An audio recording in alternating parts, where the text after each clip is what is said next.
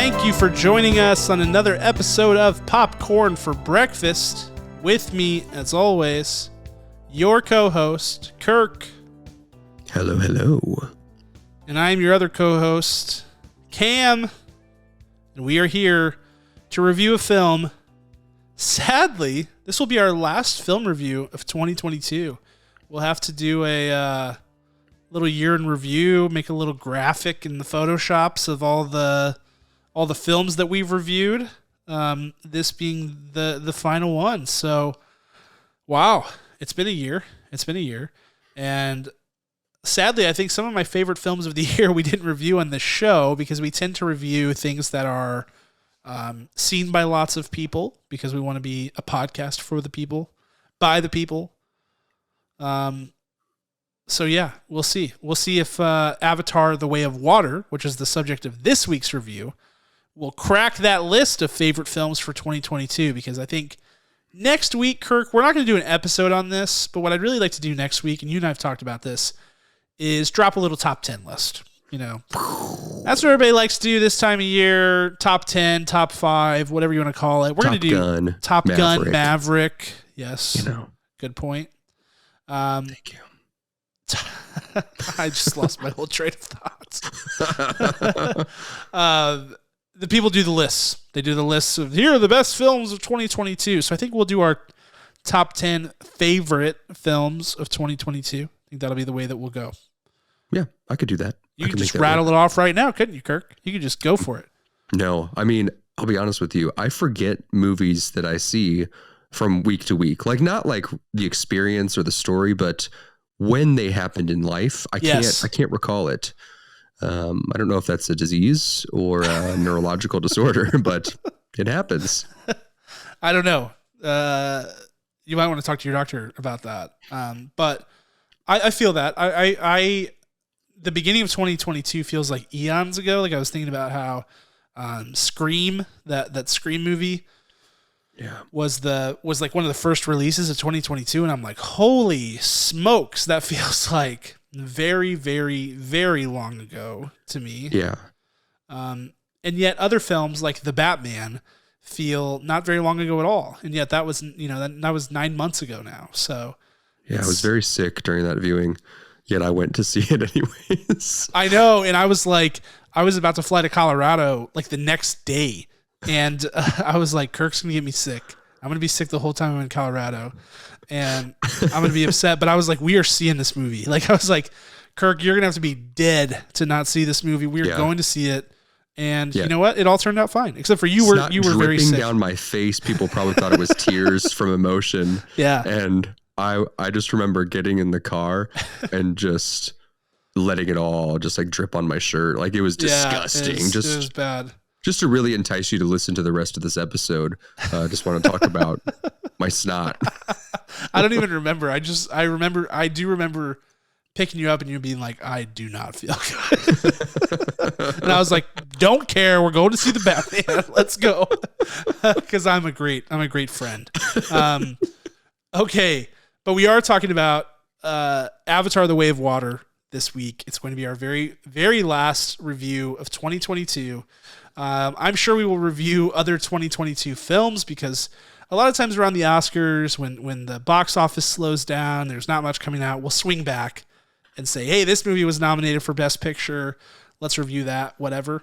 But this is going to be our last review in the year of 2022. I know we did Glass Onion spoiler-free. This will not be spoiler-free because this movie did really, really well at the box office last weekend. So if you haven't gone to see it, go see it over the holiday break. Come back and listen to this review. But this is your warning now that we will be spoiling this film. Whatever there is to spoil. I don't know that we'll be actively like trying to spoil it per se, but like we're not going to hold back. So the spoilers will occur, I would imagine. That's right. So speaking of, long periods of time, this movie was 13 years in the making, Kirk. The first Avatar film somehow came out in 2009, and it has been 13 years that we've been waiting for this one. So without further ado, because there's been so much ado with this film, let's let's chat this one. Let's chat Avatar: The Way of Water. And Kirk, why don't you kick us off with a brief synopsis of this not brief film? I will. This is also a very long synopsis. I think that's fitting. So strap in. Jake Sully, a once aimless Marine fighting to find his way in the world, continues on with his life after transformation into the Na'vi community. Having to raise 5 children, some biological, some blended, Jake and his bride and partner, Neytiri, struggle to balance tribe leadership and family leadership in the fight of their lives. As their old foes, Qualrich and the Punks, return, we find our heroes on a path of survival and exile.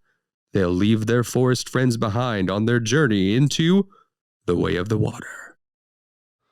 Wow, that was dramatic. So dramatic that I accidentally hit the wrong layout in StreamYard. I know, it kind of looked like you would just open up your laptop because you were like, oh, that's not right.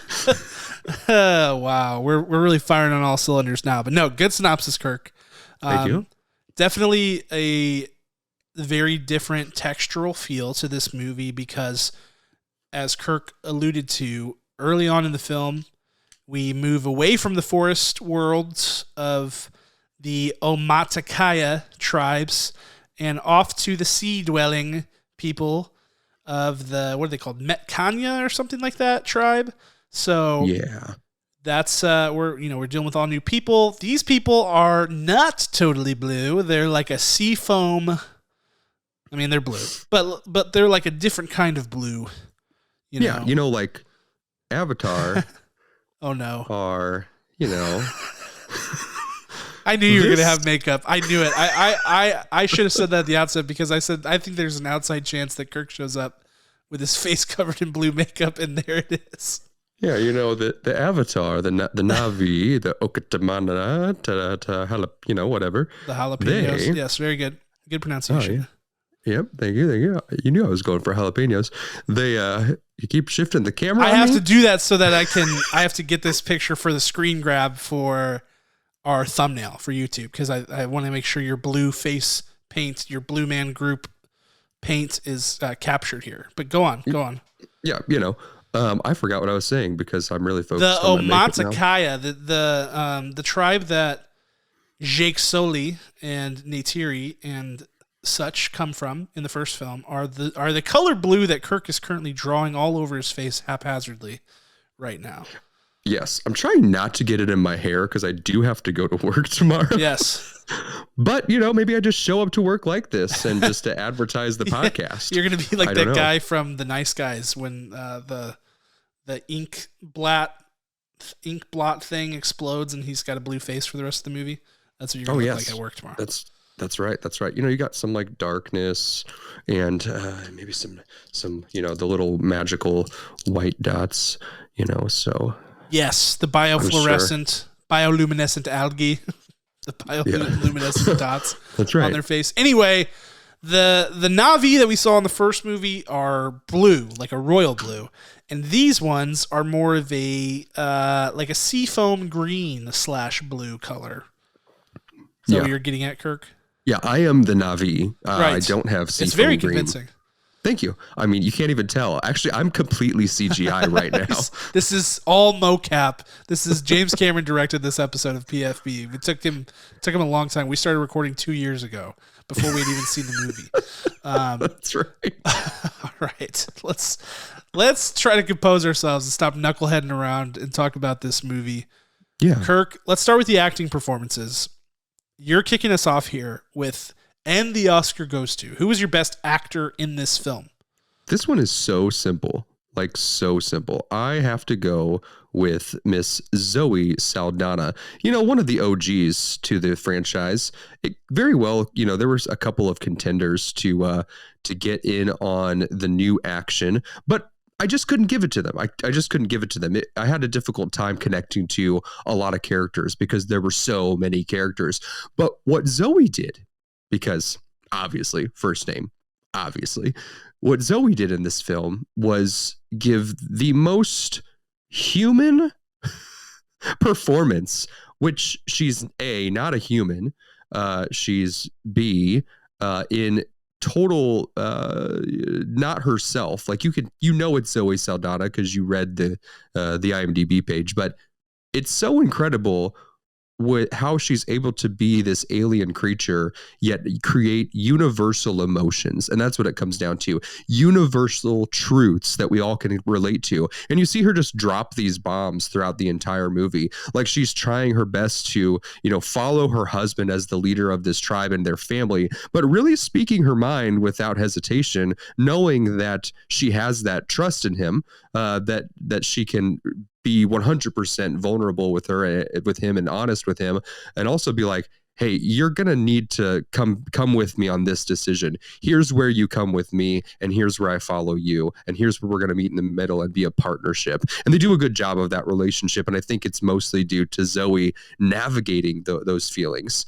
And she connects with Kate Winslet's character very well. And first, there's a lot of friction, and then there's a lot of hate, a lot of hatred toward one another, that builds and builds and builds, and finally there is this just utmost respect and understanding of one another in what matters most to each other, and they connect very easily with the love of their children. So Zoe just absolutely just slamming home runs in this movie, and so glad she was in this one.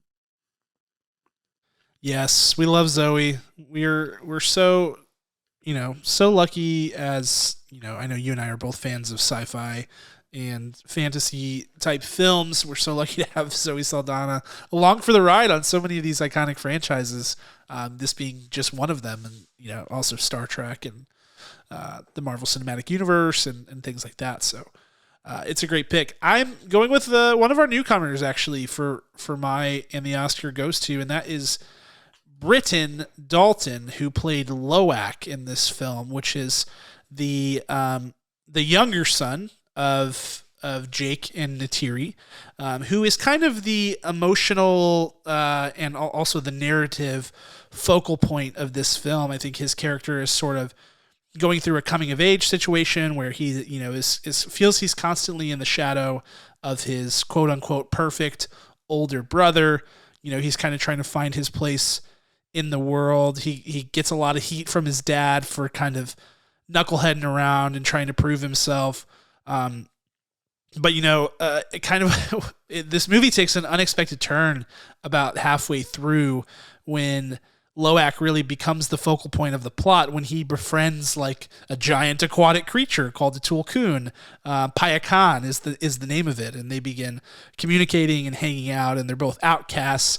You kind of think, well, this is a strange subplot, but then it becomes a massive plot point. It's not a subplot. It's part of the core plot of the film. And I really just thought that Britton Dalton is a younger actor, and I thought he just did an excellent job coming into this film, understanding the feel of this character, understanding this character's motivations, the sort of like the ties that bind this character, the things that hold him back or propel him forward, the things that motivate him. And he really just carved out a really nice performance. It was an angsty teen performance. So at times with that James Cameron dialogue, you get a little bit of cheesiness. That's the way that comes across. But teenagers are cheesy. They're melodramatic. They're over the top. And so it felt very heartfelt.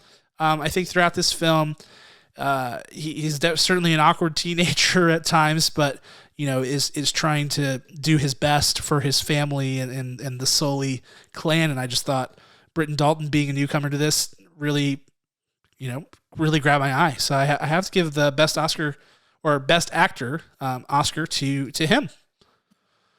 Alrighty. Very nice. How does it feel on the other side of the camera, Cam, as I'm nodding in agreement with you with this beautiful, beautiful Avatar makeup? It's really good. I'm glad that whenever I minimize you, like whenever I, put myself, I'm glad that I can see you, because you're such a great, you're really like a hype man for me. I got you. Anytime I can always see you down there being like, yeah, man, nodding along. Whether I'm sure you don't agree with anything that I'm saying, but you're like, yes, good stuff. And I need that. I need that, Kirk, because I am only occasionally. There's a couple times where I'm like, I'm gonna pull the rug out from underneath him in my director's shoes, Which and I he's love. just gonna spin. But I am emotionally fragile, so I need the positive feedback loop to be running while I'm talking. Otherwise, I will crumble into 1,000 pieces. So I appreciate that. That's great. And I'm so vain and horrified and self-conscious that when I'm speaking, I only have myself up because I don't want to look stupid on camera. And I need the full resolution to tell that's a dumb, ugly face. Well, great. I'll stop nodding in approval then. I'll just, check my phone or do whatever I do. You could like read a book and I would have no clue for the past 3 years of this podcast production. I love it. Inside baseball there. I love it. So good. All right, Kirk, let's move on to Scene Stealer. Huge cast. Holy moly's. There's so many newcomers to this cast, including, the 4 Sully children, our new Metcaina, tribe members, clan members, whatever. So who did you decide to go with for Scene Stealer? I had to go with kind of an OG, definitely an OG actor in a new character role.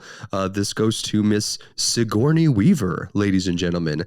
For the first 20 minutes, I thought that her character was named Kitty, which I thought, that's whatever. It's not really that weird. We are on a planet full of blue people. But no, the character's name is Kiri. And after let me backtrack here. So I missed the first 1 to 2 minutes of the film because the theater left the lights on, right. And I had to run as fast as I could out of the theater to hunt down a staff member to turn the lights off.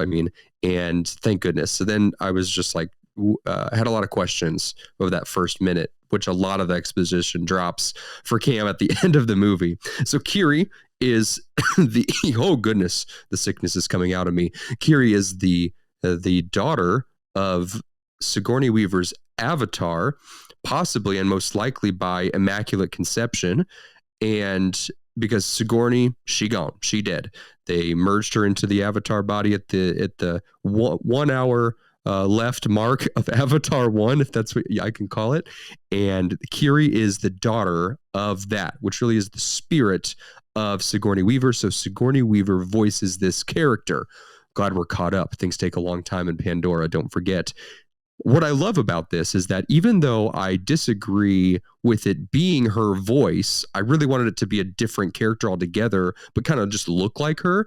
The reason that it's good is because it is Sigourney Weaver's voice. She knows the inflections to take. She knows the storytelling to offer with her incredibly well-versed vocal cords, and it's just really something that I didn't expect to like. I really expected to be like, going into it, having Sigourney return in a different character, I'm like, that's weird. That's going to be my least favorite part. And no, it was maybe my favorite part of it all. I loved her character. I loved how curious she was. I love how, she had the angsty teen part going on, but really she found the beauty surrounding her so easily against the silliest things. At one point she kicks off the big bully saga against her and her brothers and the water people, where she's just underwater staring at sand and just like fawning over it. Like, it's like, wow, this is beautiful. Like the way the light is hitting these sand ridges and shallow water. Like she just absolutely adores everything, every creation in front of her. And I just love that kind of spirit, because how many people in your life are like that are like sane or sober? Like it's pretty incredible. Sometimes I find myself like, I never speak it out loud, or maybe I should do it more and be like Kiri. I just find myself in a particular place and I'm like, this is really cool. Like this moment will never happen again. And I'm seeing it. And whether I'm there alone or I'm there with a family member or a friend, like it's so cool. And then it like links me back to like seeing a movie with 100 other strangers, 100 plus other strangers. No one's ever going to see this movie in this environment, in this room ever again. And it kind of like brought me that far. I know that's really a far stretch, but Kiri, I thought that character was really powerful, and I thought it could not have been done by anyone other than Miss Sigourney Weaver. Yes, I'm going to pile on here. As much as I really, really, really wanted to give this to Zoe Saldana, Zoe didn't get a ton of screen time, not nearly as much as she has. She was so captivating and entrancing while she was on the screen because she's fantastic. And I thought the passion she brought was second to none. But I have to go with Kiri, Sigourney Weaver's Kiri, because I just, similar to you, I fell in love with this character. I thought it was insanely well done. I'm glad you said the thing about like Immaculate Conception, because that's certainly my interpretation of it. They spent some time in the movie kind of talking about, how could it be that Grace's avatar was with child whenever Grace passed away, and given the extremely deep connection that Kiri seems to have with Awa, I have to imagine that there's something going on there where, this is, Awa in person form kind of with Kiri. So I'm sure that will be unveiled over the next 10 Avatar movies that are released. So we'll see. But this character was great. I love the work that Sigourney Weaver put in to achieve this. She really did not phone it in.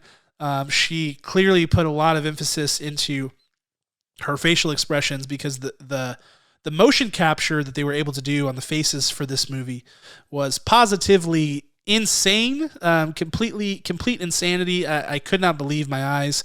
And because of that, the characters were allowed to be so incredibly detailed in their facial expressions. And it's clear that Sigourney Weaver, being a true pro and being, one of the greats, somebody who's worked with James Cameron tons of times over the years, and somebody who has turned in good performance after good performance after good performance, she took that to heart and really put in a ton of work here. She put in a ton of work in playing a 14-year-old girl and Na'vi person, and she did so well. Did so many things so well. But I think certainly the childlike wonderment, I think the inter-sibling relationship aspect, she really excelled at that in a way that really elevated those scenes. I found myself this whole movie, the narrative is what it is, and they're not breaking a ton of new ground there, but the family dynamics of the Sullys, I just loved. And maybe that makes me a cheeseball. I have no idea, but I thought there was something extremely genuine there. And I think that's because each of these performers, and certainly James Cameron directed them this way, but they really tried to form a tight family unit, and it was so real and lovely. And I thought that Kiri was sort of front and center in that, being the older sister, being the kind of the awkward teen who will do anything for her family, but is going through a lot of life changes, coming of age type of things. And Sigourney Weaver is weirdly the exact right person to play this role. So it was well done, and I'm with you, Kirk. I loved it, even though it shouldn't work. It really shouldn't, but it just did. It did. I don't get it either. I really don't. All right, let's talk about this production. We should say that we did see this in IMAX 3D, so it was the recommended format per James Cameron. And I can speak for myself at the outset, because I'm not going to be going into it too much in my showstopper, but insanely immersive experience, from the sound to the 3D to the crystal clear IMAX picture and resolution. It was quite a sight to behold. So I know that everybody's going to say that about this film. It's obviously an incredibly beautiful visual spectacle. I haven't seen a single person say otherwise yet. So just in case it doesn't get covered in our showstopper, I feel like I want to mention that at the outset. Yeah, I'd like to start with I could have done better. I could have drawn this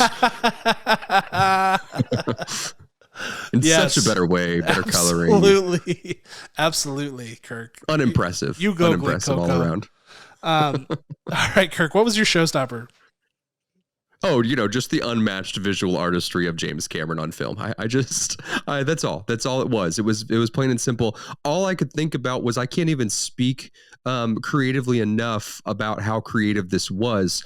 What I mostly imagine was James Cameron sitting down years ago, a decade, 4 decades ago, and saying, I want to create a world that looks like XYZ, and just pouring that out, drawing that, making notes about what it looks like when he couldn't draw it, and finding an artist who could put what he wants, sitting there and just thinking stuff up. Like, who does that? The edges, the colors, is it familiar? Is it foreign? Is it alien? Is it loud? Is it soft? Is it sharp? Like, how do you do that?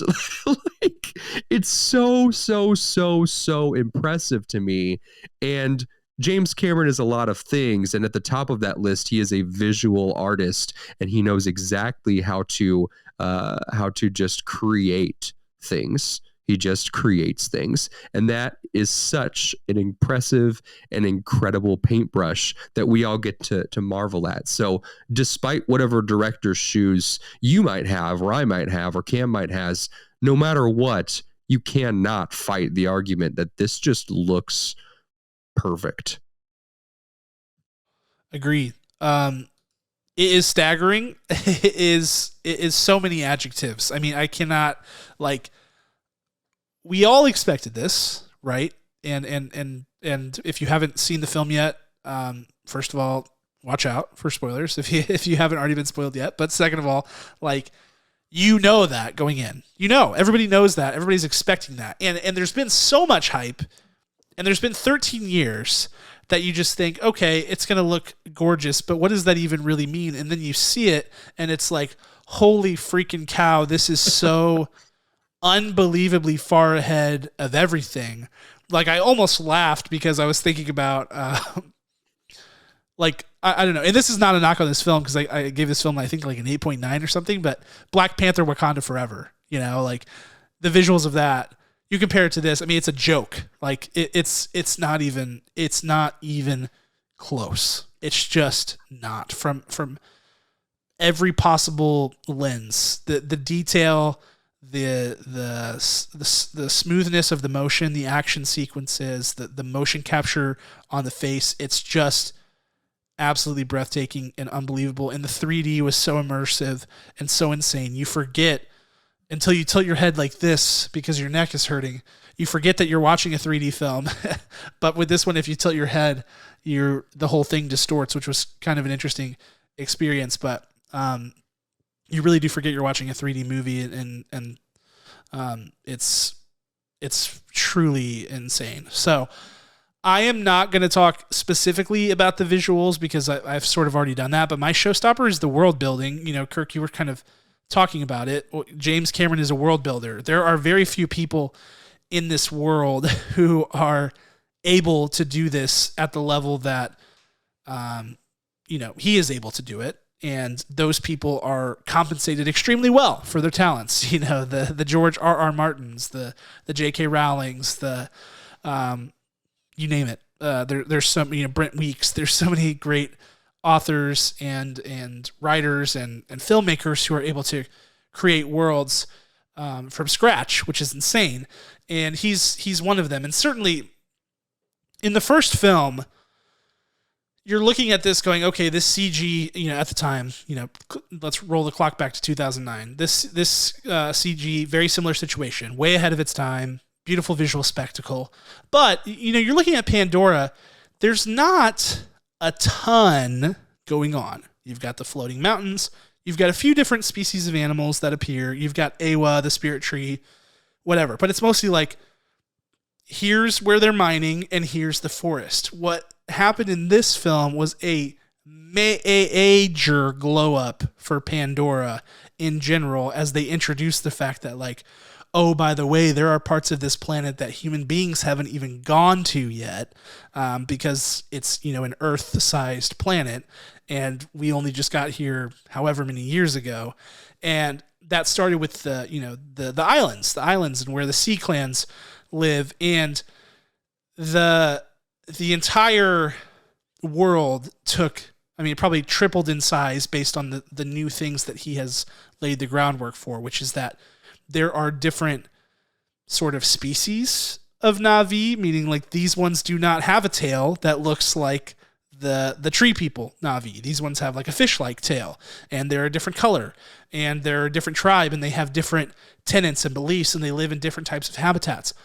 And all the flora and fauna of that whole world, which was beautiful. I thought the creatures in this film were way more thoughtful than they were in the first film.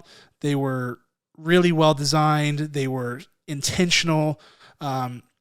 The underwater sequences with, the coral and the various different underwater textures was all intentional. It was creative. It was new. The tulkun, the giant whale type things, were a very creative new creature, and the fact that they're hyper intelligent and can communicate with human beings through sign language and things like that.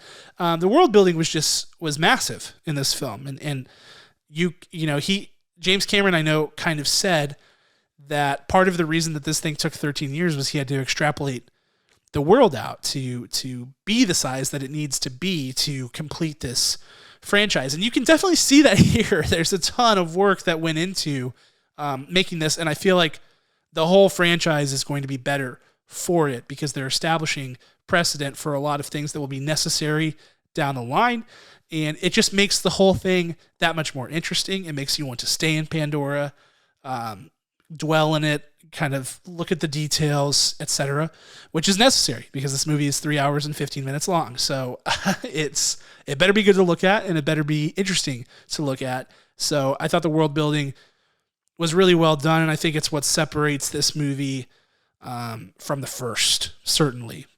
So let's move on to the other side, yes. Kirk. Let's talk about director's shoes. What's your big critique or big critiques for this film? Well, I've got 4,536 of them, so strap in, everybody. Uh-oh. Just kidding. I'm just very sorry. I just wanted to see what that looked like with blue paint on my face. My first one, which I've expressed already. I'll be brief. Kiri being Sigourney Weaver. Done. Already talked about it. Next. Number 2. His 2 biological sons of his 5 kids all together. They look too much alike. I mean, there really weren't too many significant differences between them. They had very different voices. Like 100%, they sounded like they came from different places on the earth. Like, it was insane. So when they were speaking, I was like, okay, great. This is the older brother. This is the younger brother. Got it. But if you were to just look at them standing side by side, I mean, I got lost every single time. So I just needed more distinction in how they looked because they weren't twins. They were very much different ages. I needed them to give me more separation. It really confused me at times. I didn't like how the kids kept getting captured and released and then immediately recaptured again. This happened at least 3 different times in the movie. So once per hour, the kids were getting captured, then released, then recaptured by the main villain of this film. And it wasn't just one kid, right? Like, you would almost accept that, like, Jimmy got caught again. No, like, multiple kids got caught in multiple different arrangements multiple times, escaped, and then fumbly got captured again by different villains, all to be brought back to the same place. At one moment, the youngest daughter even says, "I can't believe I'm handcuffed again." And that should have been your indicating moment, James Cameron, to say, that's not a joke that lands. I think that I'm just exhausted that I've written the characters getting caught and captured and caught again, which leads me to the villain. Well, and everybody's laughing ironically, Kirk. Like, that was the one time the whole theater laughed, and I thought it was funny because we're laughing in irony, I think he wrote it as a joke, but we're not laughing because it's funny. We're laughing because it's like, yeah, seriously? Like, seriously, in the first 15 minutes is the first capture, and they stay captured for a long time, and it's a very tense scene, and I think that's the best capture of them all, because you're like, they really could die here, but the next time they get captured, like, nah, nothing's gonna happen to them. And then it happens again and again. It's just so strange, such a strange choice within to the narrative plot. And then we got Quaritch. Like, if you're going to bring him back as the villain, can you tell us some other nickname of his? Because he does not have a good villain name. It's hard to say, honestly. Quaritch. Quaritch, Quaritch, right? It's a bad villain name. It shouldn't have happened. And then you have the audacity to bring a bad villain with a bad villain name for not only the first movie, but the second movie. And then you tell me at the end of this movie, spoiler alert, that he's going to be the villain in some capacity in Avatar 3. And that just makes me mad. It just makes me furious because he's not a big enough threat for me to care about the stakes of the conflict of this narrative. Okay, that's all I'll say about that. The next one is there is one blurry scene where it's reminiscent of Jake Sully waking up in the Avatar suit. And there is one blurry scene where I swear to you, James Cameron, I thought you were going to burn the retinas from my eyes because it hurt so bad. I don't know if you heard me, Cam, but I did take off my glasses and I said, seriously, because I did not. I was in actual pain watching this because of the 3D effect and the long extended exposure blur. Did you hear me, Cam, when I said that? No, I didn't. I wish I had. I would have lost it completely if I had. It made me think of that when you said when you turn your head sideways, everything goes a little fuzzy in 3D when you're not looking at it dead on. And I was like, dude, I almost forgot. I scribbled it down real quick. The lady next to me did say, well, that's, what did she say? What did she say? She said something along the lines of like, well, that's unnerving or something really weird. And I was like, yeah, I mean, you're right. No, that was me, Cam. That was no woman. That was me in discomfort. Oh my gosh, I'm dead. And my final note, my final director's shoe.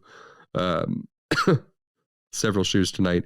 I didn't have any real deep-seated emotional attachment to a character. When you go and see a movie, you want to point at the screen and be like, I get you, or they get me. I feel seen. I feel heard. You want to mostly, I hope, connect to the protagonist or a side character. If you're a sociopath, you connect to the antagonist and the villain. But ultimately, there are two big deaths in this film, and I really didn't feel anything for their loss or anyone around them, them experiencing that loss. I was like, all right, what's next?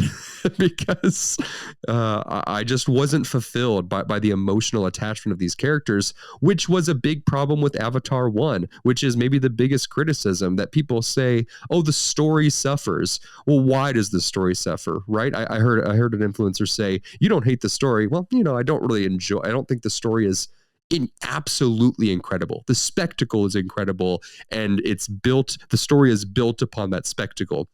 But the story specifically does not speak to me because there was not someone that I could transport into or reach out and tell me something I didn't know and teach me something maybe I didn't know about myself. So it was very difficult to sit through 3 hours and 10 or 12 minutes and say, yeah, I felt like I have a new outlook on life, or I slightly think of myself this or that. No, I went to the movie and I said, wow, this is really beautiful. This is really beautiful. And that's my biggest sting to Avatar: The Way of Water. Yeah, all good points. All good points. I'll build a little bit. My director's shoes, I have two big things. The first one, I'll just say it because it's something that you mentioned as well, which is the villain. I think that's a huge miss, and I think it's a disaster that he is still alive heading into the third film. I cannot believe that choice. I am shocked and appalled at that choice. I was shocked and appalled that he was the main villain in this film. I think if you're going to do that, you have to have an unbelievable narrative to support that decision. And frankly, he didn't. The narrative is fine, and I think that it's going to feel very familiar to a lot of people. The way that the first film's narrative felt familiar to people. Pocahontas, Ferngully, Dances with Wolves, on and on and on and on.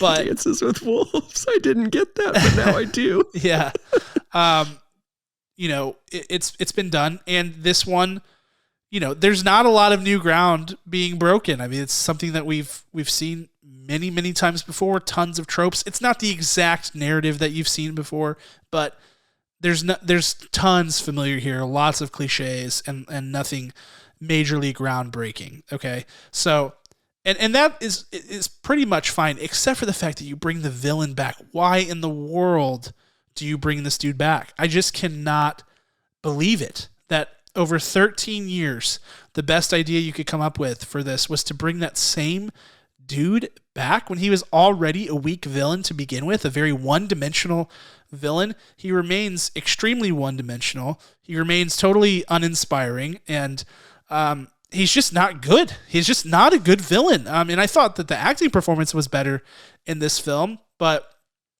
it's totally lifeless. It just offers nothing. I would love to have something better, and it horrifies me that the third film is going to have some degree of that villain again, if not him being the main villain for yet another film. It is shocking that is the route that James Cameron has gone. And that's really all I'll say on it. But the other thing is, James Cameron is a cornball, cheesy dude. And that has always been true. And it was true, Aliens is a fantastic movie. It's a fantastic movie. I love it. It's one of my favorite movies. I would watch it 1,000 times. But James Cameron has cheesy dialogue in that movie too. He just is a cheesy cornball kind of guy. And I think that played better in the 90s and early 2000s than it does now, because film is in such a different place than it was then. And there were great, really well-written films back then. But the main problem isn't so much it is the dialogue, but it is the dialogue by way of the tropes that he continues to use. The jarhead Marine trope has to be retired. It has. I know that he loves it, but it is just like, it makes your stomach turn the way these guys are talking. It is cringy galore. And I hate every scene in this movie where it's the army Avatar guys. Ugh, it is disgusto barfo. It's the same thing in the first movie. I cannot stand it. It is so cringe. Then you've got Spider, who is literally Newt from Aliens. It's the same character. It's the same character. And, they do some different things with it, but like the whole Lost Boys, found family dynamics, dreadlocks, haven't taken a bath situation, it's old, it's tired. We get it. I'm over it. It just do something new. And you can have the found family dynamics. You can have that character, but do something inventive with it. Don't recycle the same trope over and over and over again. And then, of course, there are obviously tons of underwater sequences, which are very reminiscent of many things that James Cameron has done, particularly the final action sequence, which is excellent, by the way. In fact, all the action sequences are really, really high octane, fun, great action sequences, which is what James Cameron does really, really, really, really well. But the whole get out of the boat as it's sinking thing, obviously you have to think Titanic. Some parts of it really look like Titanic or really look like Ghosts of the Abyss or, other James Cameron films. And so it's yes, every director has their bag of tricks. Yes, there are certain visual cues that you can see in any director's film, but his tropes are tired. They're old as dirt and they suck. So I just I need him to evolve. I need him to evolve as a storyteller and as a writer for the betterment of this franchise. Thank you for coming to my TED Talk. Thank you for coming to my TED Talk. Oh, the way you said old. Every consonant was so perfectly landed. Old as dirt. Like a Shakespearean actor. It's oh just my goodness. The sound. That's the sound of disgust. That is the sound of disgust. It's a very visceral reaction. I loved it. Okay, let's try to score this thing. I think speaking personally, I have really struggled scoring this film. I have really, really struggled with it. So I'll be interested to see where we both land. So Kirk, you have the floor. Yeah, this was extremely difficult to score. I echo that 1,000,000%.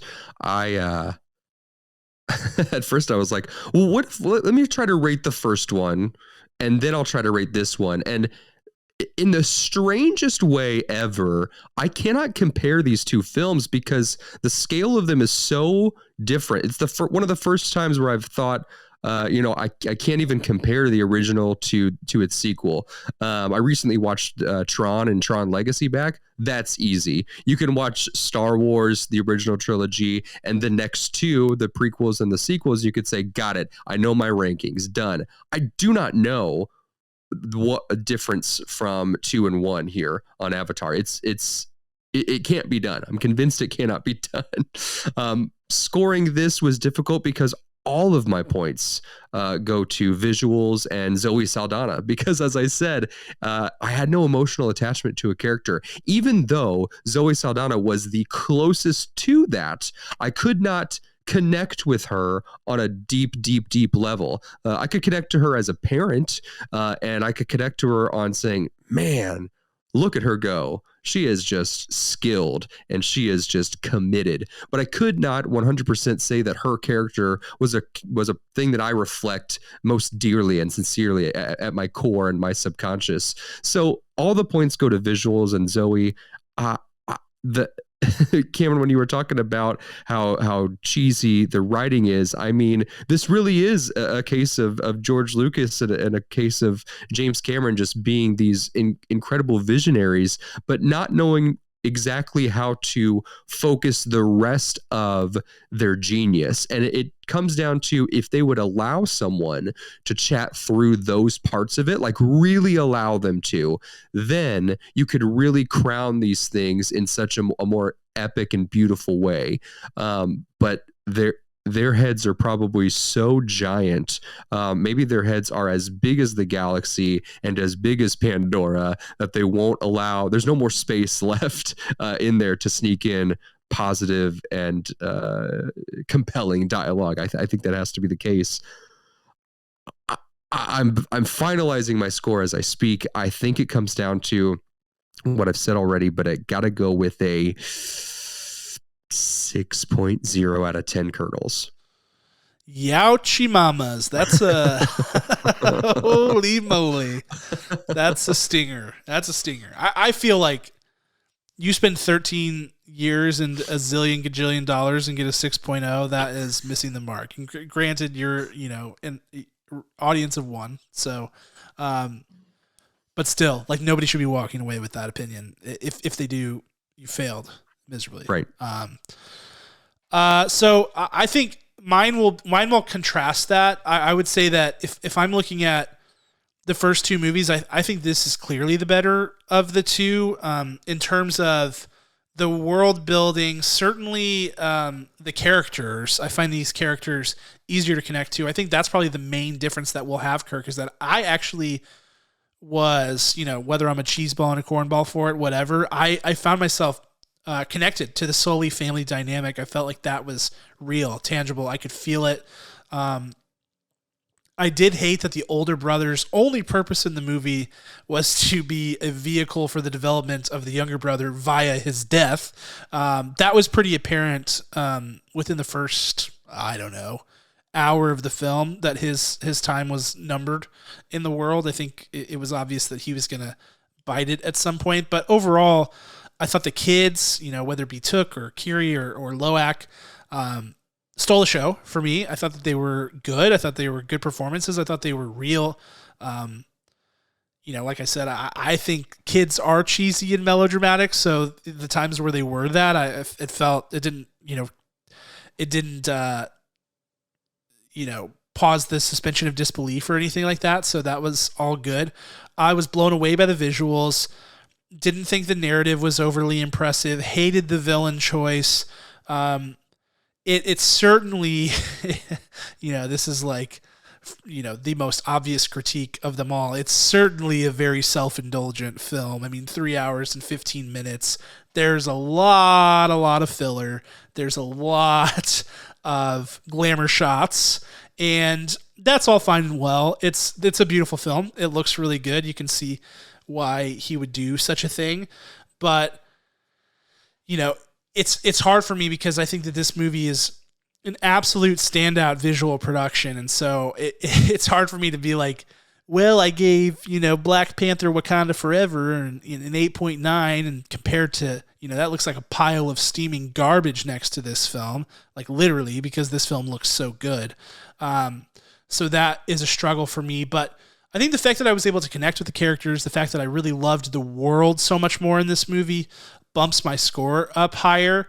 I would consider myself like vaguely excited for the next movie in the sense that I just have kind of enjoyed this world. I rewatched the first film before I watched this one, and while I don't find that film all that inspiring from a narrative perspective, I do find Pandora compelling. I love a sci-fi world. This is a pretty well-built one, albeit in progress, but that for me is what bumps it up. So I am actually closer to good territory here. I'm giving it 8.0 out of 10 kernels. I had to bring that down because I was just like, man, how do you account for the fact that this is such a visual spectacle? Of course, the other films will come, and as history moves on, this won't go down as like the best visual film of all time. So I think I'm well protected there, but it really is so beautiful. And I do think while they fell into many of the same pitfalls as the first film, the overall product was better in general. Yeah, I can see that. Yeah.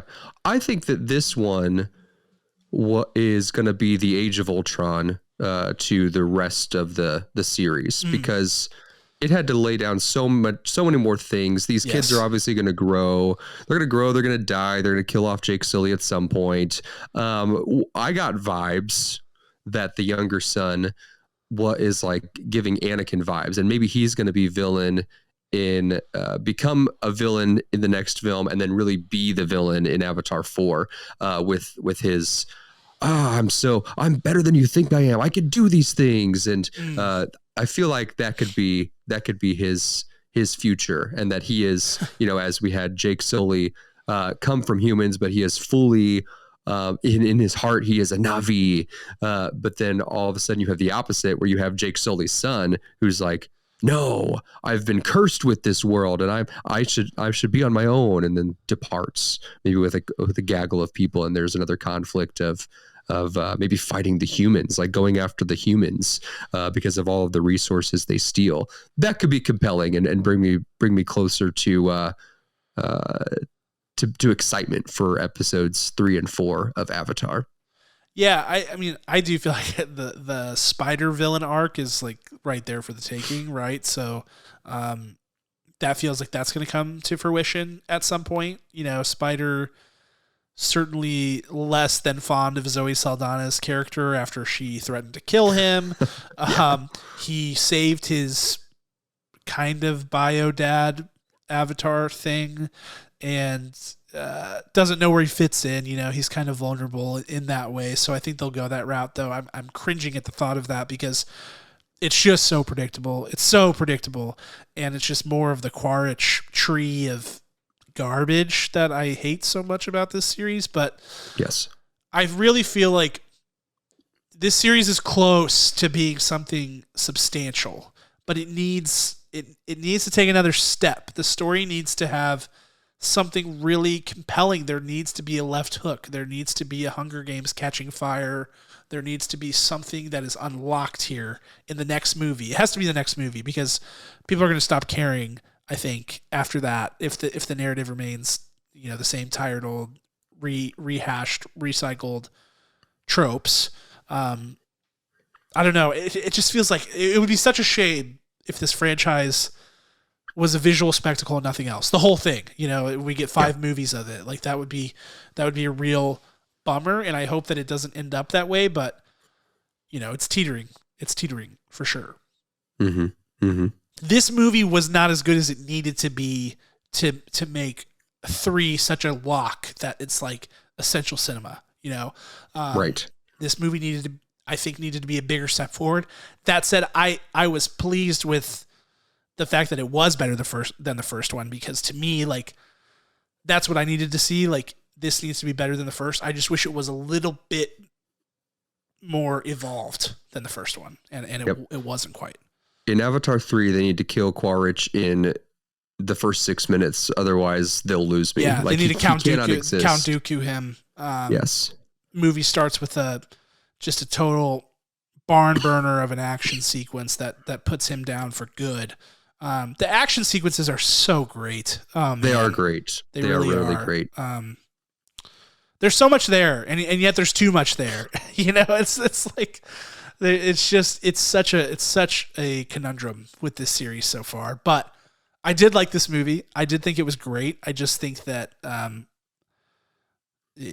it's not reached what it needs to reach to be what it claims to be, which is like this great, super ambitious franchise. It's not Star Wars. It's not, any other major franchise that you can think of. I mean, even Dune after one movie is in a much better spot than this is. It is. So, yeah. Yeah. Quick shout out before we sign off here and say our goodbyes. I don't know the actor's name or the creative team members on it, but they actually had a deaf or a hard of hearing person join this creative team and create the underwater sign language. It is not your typical ASL or any other known sign language. It is a very specifically crafted and unique language that, as what would these people, how would they speak differently if you had to do it underwater? What would those movements look like? And I thought that was so cool. I saw that piece of information online today, and how incredible that you always have worlds. You have the elves speaking elven language, and then people go and like learn that stuff, and how you have something so even just a little bit more different here. It's really special. There are wonderful fine touches to this film, details galore, and that's where this thing shines. Yep, absolutely. Good call out. All right, folks, that is all we have for you this week on Popcorn for Breakfast. That is a wrap on our very last film review for 2022. Thank you guys so much for listening to our show this year, for being a part of our community. We certainly have just a blast talking movies with you guys and connecting on social media. We have huge ambitions for this show in 2023. For those of you who have been with us from the beginning or have joined recently, we just are so thankful. Just really love you guys, and we have a blast doing this. So thank you for listening, so that we feel motivated to continue doing it. And of course, we wish you and yours a very happy holiday break, Merry Christmas, and all of that, and a Happy New Year. And stay tuned on social media. We still have some fun holiday stuff going on. I think, around the time of New Year, we're going to have our top 10 list for 2022. So keep an eye out for that. We've got a Christmas movie bracket that I'm going to drop later this week, or I guess this episode drops on Thursday. So maybe it's already dropped. I don't know. Time travel, you know how that works. But lots of fun stuff still to come on social media. And we will catch you guys on the other side of the new year. But until that time, we want to give a special thanks to our executive producer, Ryan Spriggs, as well as the band Rhetoric, who created our original music, which you are about to hear. Thank you so much, and we will see you in 2023. Talk to you then.